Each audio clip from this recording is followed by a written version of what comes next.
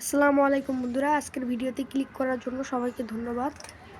তো আজকের ভিডিওতে আমরা বলবো যে ব্রাহ্মা মুরগি কীরকম বাচ্চা প্রোডাকশন করে এবং বছরে কয় পিস ডিম দেয় এবং এইটা পালা কি লাভজনক নাকি লস। তো বন্ধুরা, প্রথমত আমি চলে আসি এদের খাওয়ার খরচটা।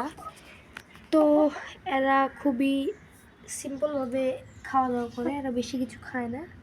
আপনি যদি এদের ভুসি এবং একটু ভুট্টা ভাঙা চালে লেয়ার ওয়ানও দিতে পারেন ডিমের মুরগির ক্ষেত্রে, এরা এটা খেয়েই মনে করেন আপনার ডিম ভালো ডিম দেবে। আমার এই দুইটা মুরগি প্রাপ্তবয়স্ক হয়ে গেছে, এদের 6 মাস প্লাস হচ্ছে, এরা এখন ডিম দিচ্ছে। আমার প্রায় ব্রাহ্মা মুরগির প্রায় 8টা ডিম আমি ইনকিউবেটরে দিয়ে দিছি। এখন বর্তমানে আরও ডিম পারবে ইনশাল্লাহ, সেগুলো দেব।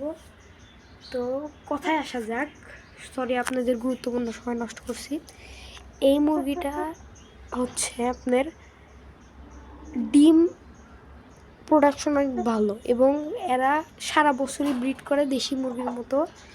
এবং এই মুরগিগুলোর বেশি একটা যত্ন লাগে না, শুধু ভালো একটা থাকার স্থান এবং ভালো খাওয়া দাওয়া, পরিষ্কার পরিচ্ছন্ন পানি দিলেই যথেষ্ট।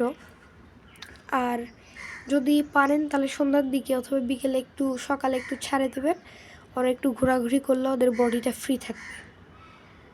আর বাচ্চা মুরগির ক্ষেত্রে বলি, এদের যে এদের বাচ্চাদের প্রাইস নেবে আপনাদের কাছ থেকে 350 টাকা পার পিস। আর ডিমের প্রাইস নেবে 150-200, মানে স্থান ভেদে এদের ডিমের প্রাইস আপ ডাউন হয়। আর এরা 6 মাসের পর থেকে ডিম দেয়, আবার ভাগ্যক্রমে কখনো 6 মাসের আগেই ডিম দিয়ে দেয়। আর এরা খুব শান্ত প্রকৃতির মুরগি, এদের রোগ হয় না বললেই চলে। আর এদের মুরগগুলো অনেক পাওয়ারফুল হয়, এরা অনেক বেশি ব্রিড করে।